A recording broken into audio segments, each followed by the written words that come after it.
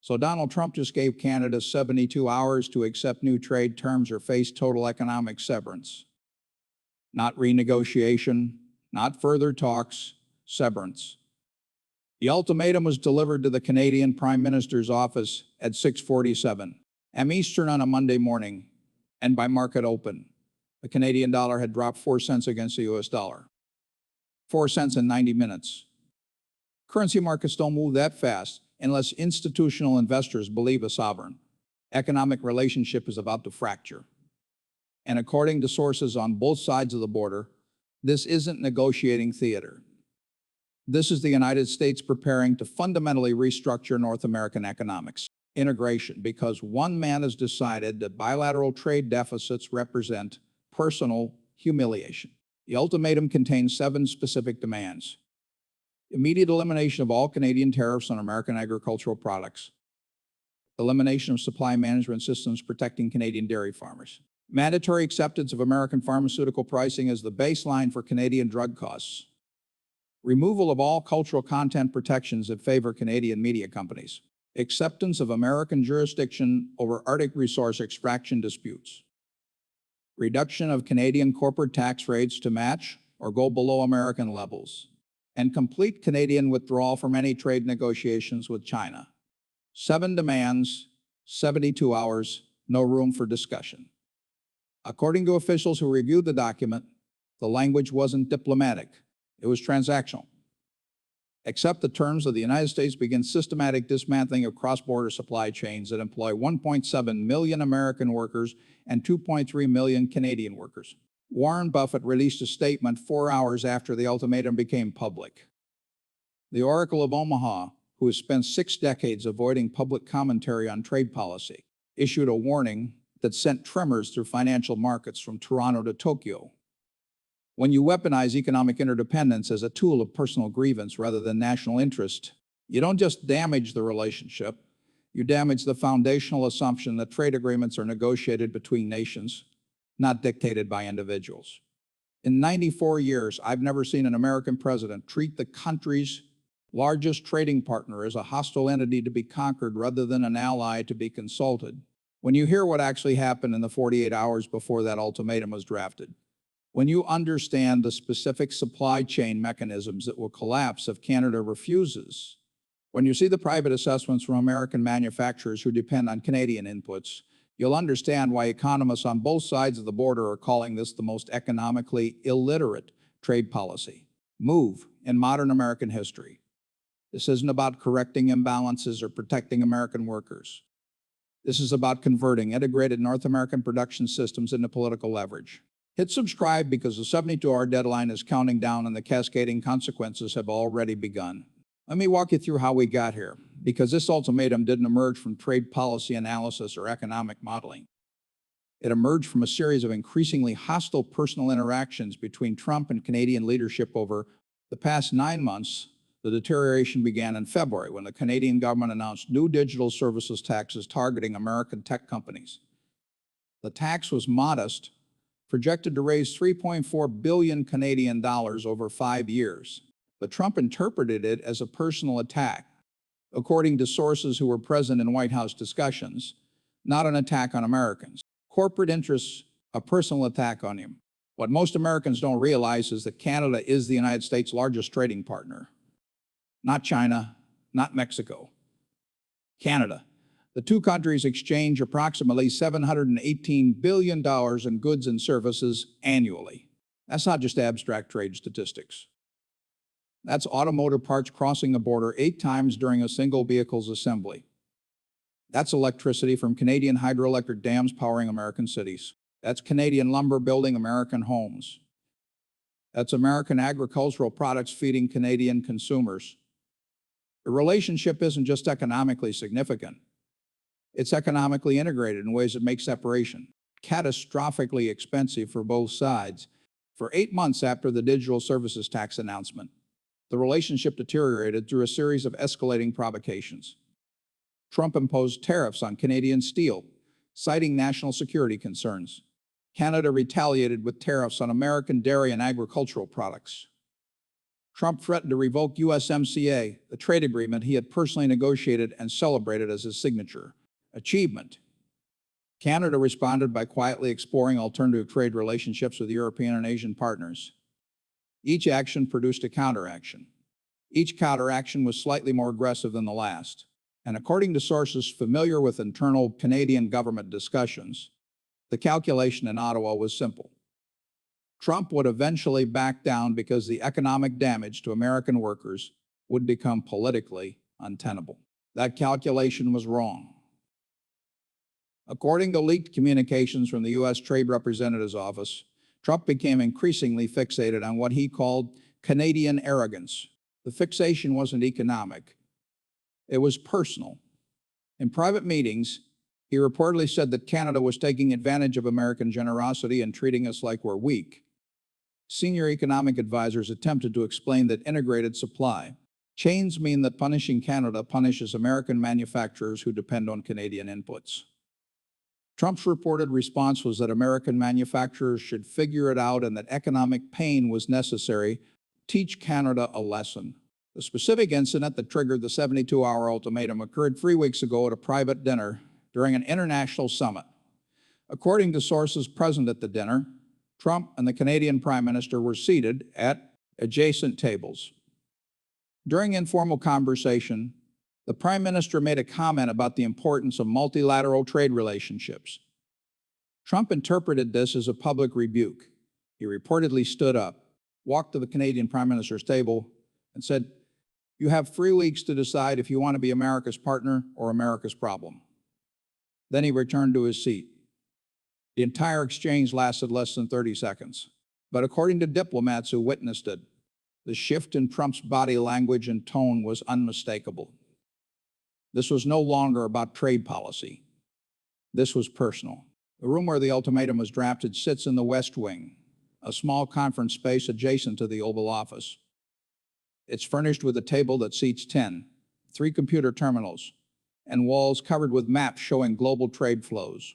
And military deployments, there are no windows. The ventilation system creates a constant low hum that makes the space feel sealed off from the outside world. This is where trade policy becomes weaponized. 6 people gathered in that room at 9 p.m. on a Sunday night.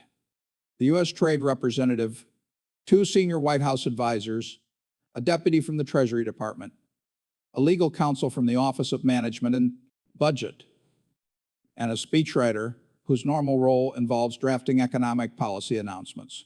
According to sources who were present, nobody wanted to be there. The meeting had been called with 4 hours' notice. Several attendees had canceled personal plans. One had been on a flight that was diverted specifically to get them back to Washington in time. Trump arrived at 9:17 p.m. carrying a single folder. He sat at the head of the table, opened the folder, and pulled out a handwritten list. According to sources, the list contained 8 items, written in marker on White House stationery. The first 7 were the demands that would eventually form the ultimatum. The 8th item was crossed out. Nobody in the room saw what it said before Trump folded the paper and put it back in the folder. He said, "I want this delivered Monday morning. I want it clear, I want it final, and I want them to understand that I'm not negotiating." The U.S. Trade Representative attempted to explain that several of the demands violated existing USMCA provisions. Trump cut her off. "That agreement is whatever I say it is." The legal counsel from OMB pointed out that eliminating Canadian supply management would require congressional approval under Trade Promotion Authority rules. Trump's response, "We'll see about that." The Treasury deputy raised concerns about American automotive manufacturers source critical components from Canada with delivery windows measured in hours, not days. Trump said they'll adapt. For the next 47 minutes, the group attempted to translate Trump's handwritten demands into formal diplomatic language. The first draft was too soft. Trump said it read like a request, not an ultimatum. The second draft was too aggressive. The legal counsel warned that specific phrasing could trigger WTO dispute mechanisms that would expose the United States to billions and authorize retaliatory tariffs. The third draft attempted to balance firmness with legal defensibility. Trump rejected it because it included the phrase "we propose." He said, "We're not proposing, we're telling." The final version was drafted by the speechwriter, a 34-year-old who had never worked on trade policy before this administration. According to sources, he used language borrowed from real estate transactions. The following terms are non-negotiable and must be accepted in their entirety within 72 hours of receipt. The document didn't cite trade law. It didn't reference USMCA provisions. It didn't acknowledge any Canadian interests or concerns. It simply listed the 7 demands and stated that failure to comply would result in systematic termination of preferential trade status and immediate transition to most favored nation tariff rates for all Canadian imports. The trade representative asked what most favored nation rates meant in practical terms. The Treasury deputy pulled up tariff schedules in one of the terminals. The numbers made everyone in the room pause. Canadian automotive exports to the United States would face tariffs averaging 37%. Canadian lumber would face 24%. Canadian energy exports would face regulatory barriers that could take years to resolve. The cumulative impact on Canadian GDP was projected at somewhere between $127 billion and $183 billion over 3 years. The impact on American GDP due to supply chain disruption and retaliatory Canadian tariffs was projected at $89 billion to $134 billion. Trump looked at the numbers and said, "Good, they need to understand what they're losing." The speechwriter who had drafted the final language asked if the 72-hour deadline was firm or if there was room for extension if Canada requested more time to consider the terms. Trump's response was immediate. 72 hours, not 73. If they're 1 minute late, we move to termination. Then he signed the document, stood up, and left the room. The entire meeting had lasted 1 hour and 8 minutes. According to sources present, after Trump left, the 6 people remaining sat in silence for nearly 2 minutes. Finally, the trade representative said, "We just drafted the economic equivalent of a declaration of war." The ultimatum was delivered to the Canadian Prime Minister's office at 6:47 a.m. Eastern through diplomatic channels, not through the U.S. ambassador to Canada, through a sealed envelope hand-carried by a State Department courier who waited in the reception area for acknowledgement of receipt. The acknowledgement came at 6:52 a.m. 5 minutes later, according to sources inside the Canadian government, emergency cabinet meetings were convened. By 7:30 a.m., the Canadian dollar was in free fall. By 8 a.m., the Bank of Canada had issued a terse statement about monitoring market conditions and standing ready to intervene if necessary. By 9:30 a.m., when U.S. markets opened, major Canadian stocks trading on American exchanges had dropped by an average of 11%. Behind the scenes, panic spread through corporate boardrooms on both sides of the border. The CEOs of 3 major American automotive manufacturers called the White House within the first 2 hours. According to leaked call transcripts, all 3 made the same argument. Their production systems are designed around just-in-time delivery of Canadian components. 72 hours isn't enough time to restructure supply chains that took decades to build. Forcing them to source all components domestically would add between $4,700 and $8,200 to the cost of every vehicle manufactured.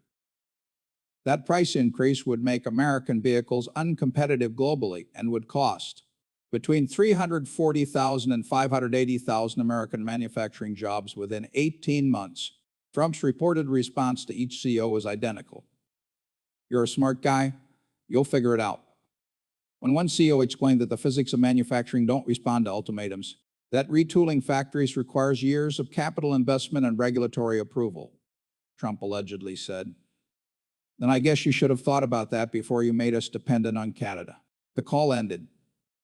The CEO, according to sources close to the conversation, spent the next 40 minutes on the phone with his board of directors discussing whether to relocate production facilities outside the United States entirely. Canadian response was swift and multifaceted. The Prime Minister's office released a public statement calling the ultimatum a violation of international trade norms and a betrayal of the partnership that has defined North American prosperity for generations. Privately, according to sources within the Canadian government, emergency legislation was being drafted to authorize retaliatory measures, not just tariffs. Strategic export restrictions on critical minerals that American defense contractors depend on, restrictions on energy exports to northern U.S. states that rely on Canadian electricity and natural gas, and immediate suspension of all Canadian cooperation on border security and intelligence sharing related to third-party threats. The devastating irony, according to trade policy experts analyzing the situation, is that Trump's ultimatum achieves the opposite of its stated goal. The demands are framed as protecting American economic interests.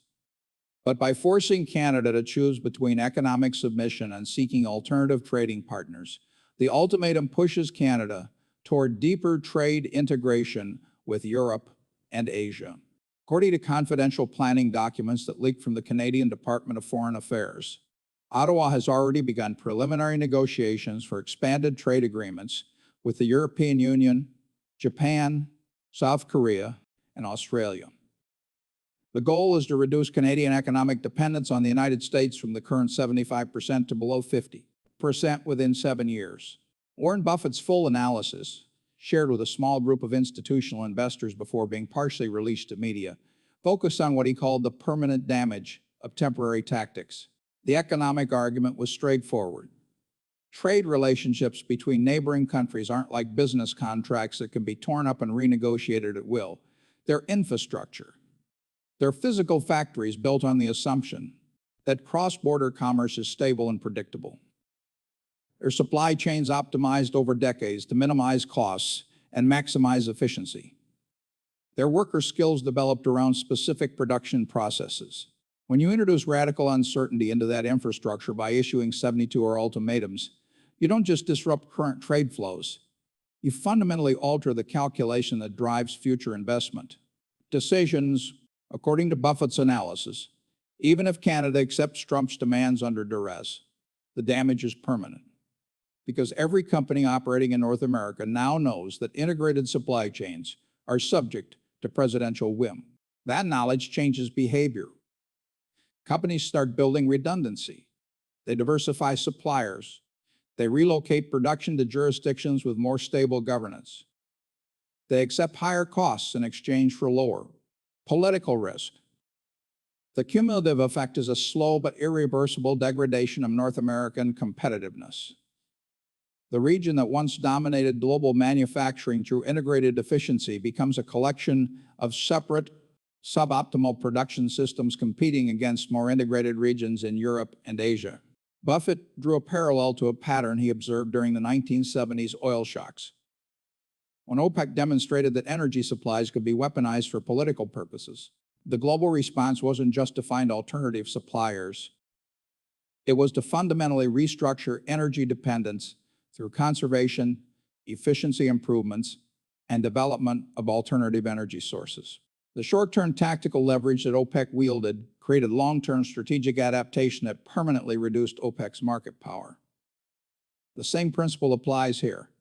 Buffett wrote, "Trump thinks he's using American market access as leverage to force Canadian concessions. What he's actually doing is teaching every country in the world to reduce dependence on American market access." That lesson, once learned, doesn't get unlearned. The philosophical insight that made Buffett's analysis particularly devastating came from his experience watching American economic dominance evolve over 9 decades.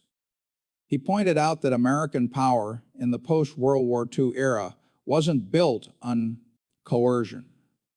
It was built on creating systems that made other countries want to participate. The Bretton Woods monetary system, the General Agreement on Tariffs and Trade, NATO, these weren't American dictates. They were frameworks that aligned other countries' interests with American leadership. The genius was making American dominance feel voluntary. When you abandon that approach, when you start treating allies like subordinates to be bullied rather than partners to be consulted, you don't increase American power. You reveal its limits. The verdict in Buffett's analysis was clinical. In 67 years of investing in American enterprise, I bet on American institutional competence.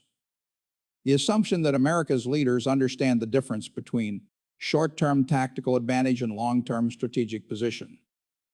This ultimatum suggests that assumption no longer holds. A 72-hour deadline to restructure a $718 billion trading relationship isn't strategy. is vandalism disguised as negotiation, and markets price vandalism the way they price any other form of chaos as risk to be avoided. The cascading consequences are already unfolding across multiple layers of North American integration. Start with the immediate manufacturing layer. According to analysis from the National Association of Manufacturers, the 7 demands in Trump's ultimatum would disrupt supply chains affecting 47,000 American companies.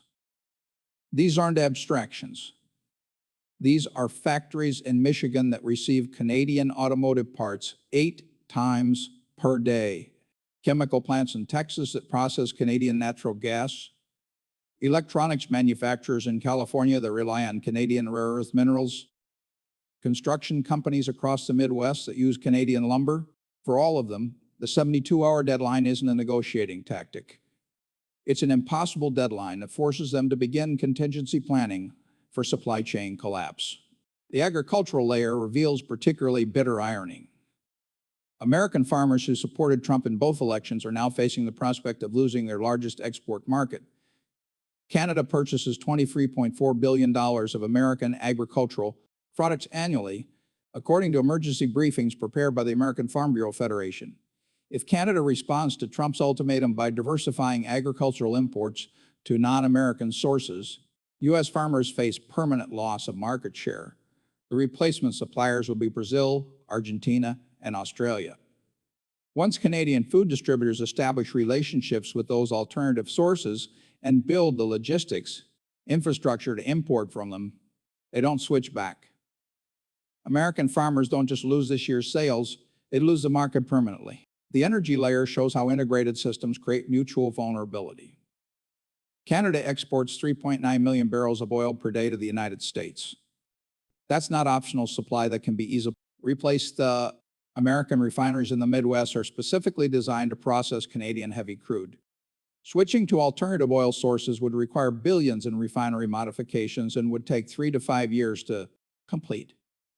If Canada responds to Trump's ultimatum by restricting energy exports or seeking alternative customers in Asia, gasoline prices in northern U.S. states could increase by $1.40 to $2.10 per gallon within 6 months. For voters in those states, that's not an abstract trade policy debate. That's an additional $70 to $105 per month in commuting costs. The defense and security layer is where national security professionals are expressing alarm. According to classified assessments shared with congressional defense committees, NORAD, the joint U.S.-Canada air defense system that protects North American airspace, requires seamless cooperation between American and Canadian military units. That cooperation is built on decades of trust and integrated command structures. When you issue economic ultimatums that threaten Canadian sovereignty over resource extraction and trade policy, you undermine the foundation of that trust. Canadian military leaders begin questioning whether defense cooperation with the United States serves Canadian interests or simply subordinates Canadian security to American political whims. The Arctic layer is where long-term geopolitical consequences become visible. The ultimatum demands that Canada accept American jurisdiction over Arctic resource extraction disputes. According to international law experts, this demand would effectively surrender Canadian sovereignty over Northwest Passage shipping routes and continental shelf resource claims. For Canada, that's not a trade concession, that's a territorial concession. If Canada accepts, it sets a precedent that American economic pressure can force sovereign nations to cede territorial jurisdiction. If Canada refuses, it demonstrates that Trump's ultimatums can be resisted, encouraging other countries to push back against American demands. The international order layer shows adversaries watching carefully. According to intelligence assessments from allied nations that were shared with U.S. officials, China is treating Trump's Canada ultimatum as a case study in American reliability as an alliance partner. Chinese state media has explicitly highlighted the 72-hour deadline as evidence that the United States views even its closest allies as subjects to be coerced rather than partners to be respected. The message to countries currently aligned with the United States is clear. American protection comes with demands that override your sovereignty.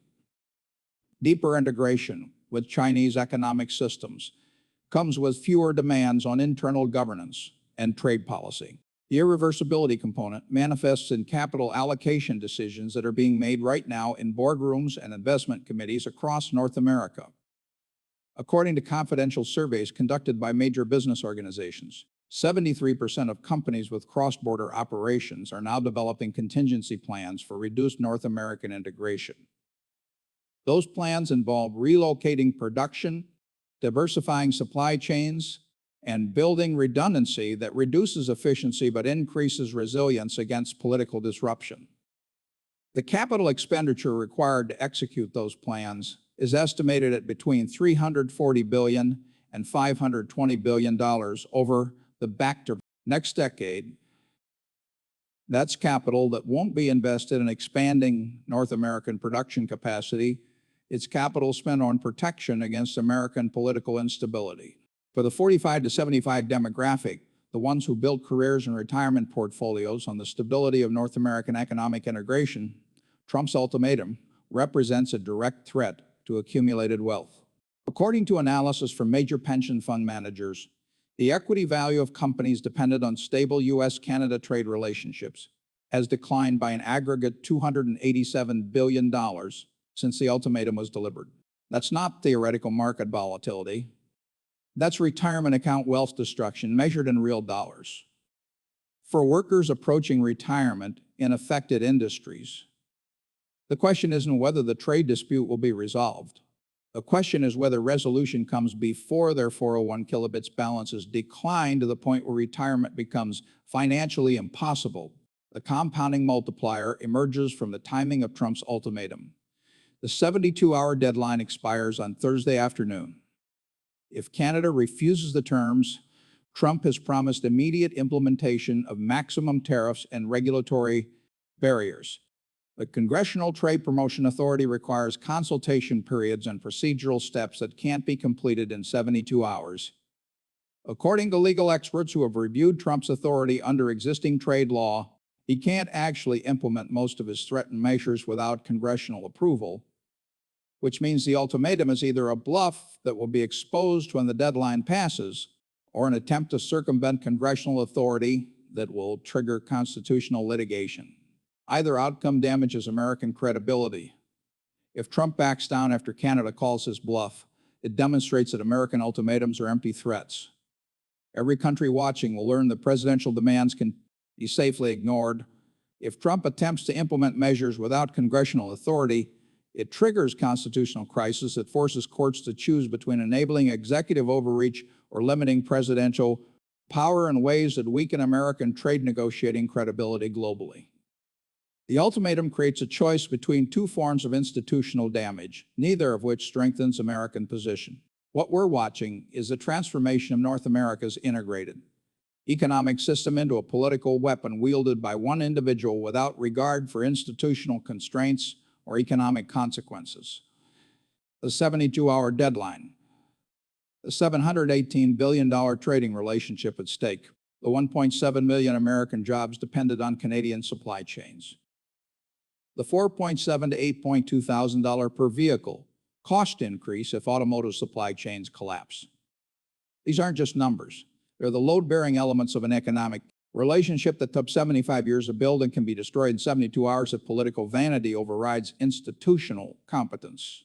Warren Buffett, who has spent 94 years watching American economic power evolve from post-depression fragility to global dominance, is now warning that power built on voluntary cooperation can't be sustained through coercive ultimatums.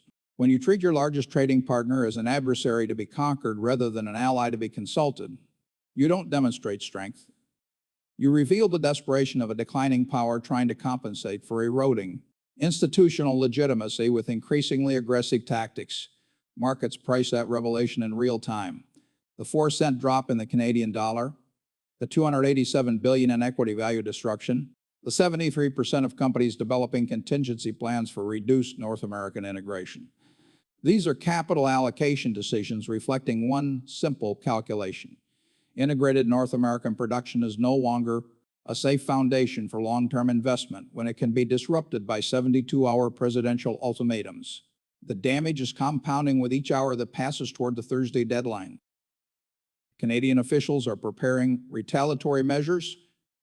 American manufacturers are activating contingency plans. International observers are learning that American trade relationships are subject to individual whim rather than institutional process. And institutional investors are repricing North American assets to reflect permanent elevation of political risk. The question is no longer whether Trump's ultimatum damages the relationship. The question is whether the damage can be contained to this one crisis or whether it represents permanent degradation of the trust that made integrated North American production possible. We're counting down toward a deadline that will either expose Trump's ultimatum as an unenforceable bluff or trigger the systematic dismantling of economic integration that has defined North American prosperity for 3 generations. 72 hours to accept terms that violate trade agreements, override congressional authority, and demand territorial concessions, or face economic severance that destroys 1.7 million American jobs while teaching every country in the world to reduce dependence on American markets. The choice Trump has created isn't between strength and weakness, it's between 2 forms of institutional failure, both of which weaken American economic position for decades. Come first.